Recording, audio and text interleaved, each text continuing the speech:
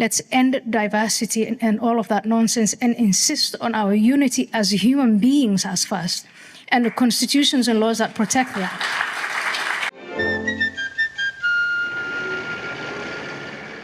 Welcome back to Empathy is Evil, the channel dedicated to the battle between truth and empathy in the hopes that truth will prevail.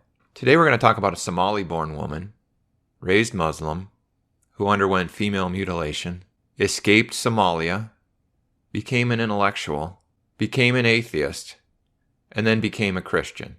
What an interesting perspective this person must have. But she is not the preferred Somali-born voice. Some people did something.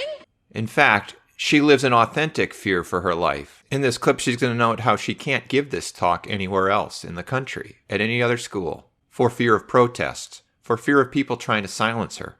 Who are the people trying to silence her? What side are they always on? But as you watch this clip of her speaking at a college, notice the measured tone she uses, her calm, and compare that and contrast that with maybe others, maybe on the left. They're racist, sexist, homophobic, xenophobic, Islamophobic, you name it. When they speak. A few weeks ago, I went to a hair salon in a small village in remote Britain. I say Britain because I'm constantly hiding where I am. UATX, where I can come and give this talk. I can't give this talk in any other university in the United States without having people protest. 25 years ago, my story of growing up in Somalia, undergoing female genital mutilation, a forced marriage, what are we getting wrong? We underestimated the rise of wokeism, social justice warriors' capture of the institutions of education has been catastrophic here in America, and it is even worse in Europe. Channel George Orwell, it takes intellectuals to come up with some of the dumbest ideas, right? We have said that it was possible after the Enlightenment to base our societies purely on concepts like secularism and liberalism. We've unwittingly then brought about generations that do not understand the moral foundations of their own societies. I was appalled last spring when I found students attending the highest educational institutions. People don't know right from wrong. This is the University of Harvard, the University of Penn, the University of Columbia, and it moved on to the University of Oxford and Cambridge. It's in these places where young people were openly supporting Hamas. That tells you that's a generation that is struggling. What are they missing? With the effort to tell the difference between right and wrong. What brought me to Christianity was I was brought low. It was a sense of humility.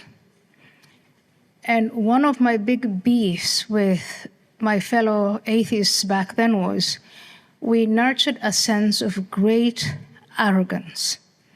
We thought we knew everything, and we had a disdain for people who believed and a disdain for the biblical legacy. And we thought that history started, let me speak for myself, history started with the Enlightenment. The revival of Christianity, as in the teachings of Jesus Christ, the Sermon on the Mount, that those moral imperatives are what the West is built on. And I think it's very important that we revive those, especially for young people. So a key point she's making is about morality and basic understanding of right and wrong and what that is founded on. We've lost that in our education system. And so that people now, young people, don't have a clue what right and wrong is. And you can see that in the way things are playing out today. We have reckoned in America and in Western European countries, we've had a great reckoning with our past. We've addressed the fact that we engaged in slavery, we fought a war, we ended it. We had segregation, we had another major fight, we ended it. We had the civil rights movement. We brought women out of, and by the way, in fighting for all of those emancipations, the people who were heading these fights were constantly quoting from the Bible. They were believing Christians and they were inspired by their Christianity. But there's a constant need for another reckoning with the left. The reckoning must continue. I think we're now seeing a generation that's come off with degrees in funny subjects like gender studies and black studies and liberation studies and intersectionality and so on. And they can't tell the difference between right and wrong. And they believe in this nonsense. It takes intellectuals to come up with some of the dumbest ideas, right? In Europe, for instance, it's the white working class that is hard-pressed by the upsurge in immigration, but also through Islamism. It's their neighborhoods, their schools, their social welfare benefits. These are large communities that are resisting that. And when they resist this, they're called far-right, they're called racist, they're called extremist. They're not. They're responding to the changes that are occurring in the same way that, say, some of the Jewish neighborhoods are responding. They're appalled, and anything they say, they're told they're Islamophobes. Key points there. There's all these Europeans who see all these Islamic migrants come in, and they're concerned about their culture just being uprooted and changed. And if they try to point out things, they're called Islamophobic. If they try to say the truth, they're called Islamophobic. So a term like Islamophobia and terms like these are used to suppress truth. Their use and abuse of propaganda, the development of the concept of Islamophobia. Islamophobia is presented as if it is exactly the same thing as anti-Semitism. We know the history of anti-Semitism in Europe that led to the Holocaust, but there's never been a Holocaust against Muslims. Islam is not an ethnicity, and in fact, in some ways, they are a majority. And if you want to play with the numbers, in Europe, for every one Jew, there are 36 Muslims. So who's the minority here? She also makes the point that anti-Semitism and Islamophobia are completely different. A British citizen being concerned about a wave of migrants moving into his town is not the same as an entire race attempted to be exterminated. And also, this shows a total lack of empathy. If you believe in empathy, even though it's this diffuse, made-up concept from the 20th century, where's the empathy for the native people, say of England, or of any country where a massive wave of migrants comes in? Where's the empathy for them, for the fact that they're losing their culture, losing their civilization? Where is the empathy? Because there isn't any. Empathy only goes one way, to whoever the far left denotes it should. They applied the propaganda that if we dissect what they're saying and we share that with the larger public, we're committing Islamophobia. So we're engaged in self-censorship. In the United Kingdom now, there is a sentencing committee, the exact same crime committed by different individuals. If you're of an ethnic minority, you're going to get leniency. But if you are a white heterosexual male, you're going to get the full extent of that punishment. That is taking a wrecking ball to the system, to the nation state. So what unifies us, what makes me an American? I love America. It's the Constitution. It's what I have in common with you. So I'll say, let's end multiculturalism, let's end diversity and all of that nonsense and insist on our unity as human beings as first, and the constitutions and laws that protect that. Bravo. In Israel, women can walk the streets any time of night or day unaccompanied. They have nothing to fear. That is a nation state that honors the social contract between those who govern and those who are governed. Because the most important function of a government is to keep her citizens safe. And now in Europe and in America, sadly, girls are not safe. Islamophobia is a made-up word. It's made up by a political movement that wants to exploit and capitalize on white guilt to achieve its end goal, which is the revival of the caliphate. And the revival of the caliphate is to convert all of us into Islam, whether we like it or not. Those of us who refuse to do that, we will surely be beheaded. I'm sure I'm on top. The Islamists are winning. Islam is spreading.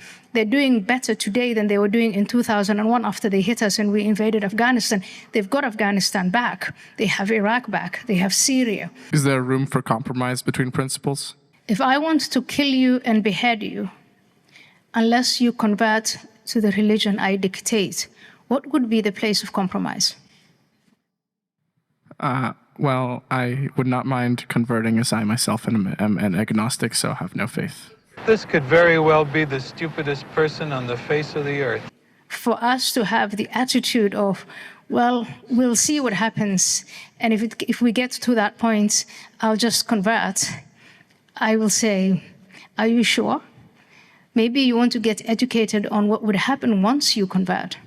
What would your life be like, and the life of your sisters and women? What would they do to the Jews? He has said, this man, I repeat it, he said they're bacteria and they're microbes. And in the video that I showed you, they made it very clear it has nothing to do with Palestine. It has everything to do with them being Jewish.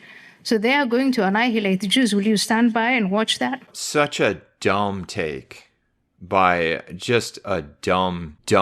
It kind of sums up the higher educational system in a nutshell, and the lack of moral clarity in this younger generation. Well, I'm an agnostic, so I'll just convert to whatever religion I'm told to, and everything will be fine. And her response, well, what's going to happen to your sisters, to women? What's going to happen to the women that you as a man should be protecting? What's going to happen to actual minorities? What always happens to minorities once a certain religion becomes the majority? What's going to happen? The Constitution is not a suicide pact. There is a lot of space between committing suicide and doing what the young man here said, is to let it just all happen. And I mean, when the time comes, I guess we will convert or we'll deal with it, whatever. So one of the problems I've had since I joined this debate after 9/11, 2001, was we are not allowed to talk about what the Islamists want in mainstream media. When they attain power, what are they going to do? Well, look at the Taliban in Afghanistan. In the early days, when we were talking about assimilating, developing programs to assimilate Muslim communities into Holland, he kept insisting to me, but we don't want to do to the Muslim minorities what we did to the Jews. And that became the excuse to do nothing. In America, because we have a vast ocean between us and the rest of the world, we take a few things for granted, and we shouldn't wait until we get to the place where Europe is. And Europe, some of these countries are on the brink of civil war. She kind of said it all. There's not much for me to add, other than that shocking exchange between that kind of wimpy guy, kind of like, well, I don't really believe in anything. I don't really have any convictions of any sort. Well, Lottie frickin' da! No moral foundation of any sort, so I'll just convert to whatever moral system and oppressive religious system, and everything will be great. And I think that mindset is not terribly rare in this generation. She doesn't discuss empathy directly. She never uses the word, but certainly she implies it through saying that the Constitution is not a suicide pact. And she's also, had Gad Saad on her podcast. She's aligned with him on this concept of suicidal empathy, obviously, that empathy is leading us to just give up everything for fear of being called Racist, sexist, homophobic, xenophobic, Islamophobic, you name it. Give up everything that we once thought was just basic moral values must be killed off in the name of empathy. But you can have a Somali woman with a different perspective. A black woman from Somalia can think different from another black woman from Somalia. Some people did something. And which of these Somali women is really speaking intellectually, speaking from her heart? And which one is speaking propaganda? So which one should you listen to?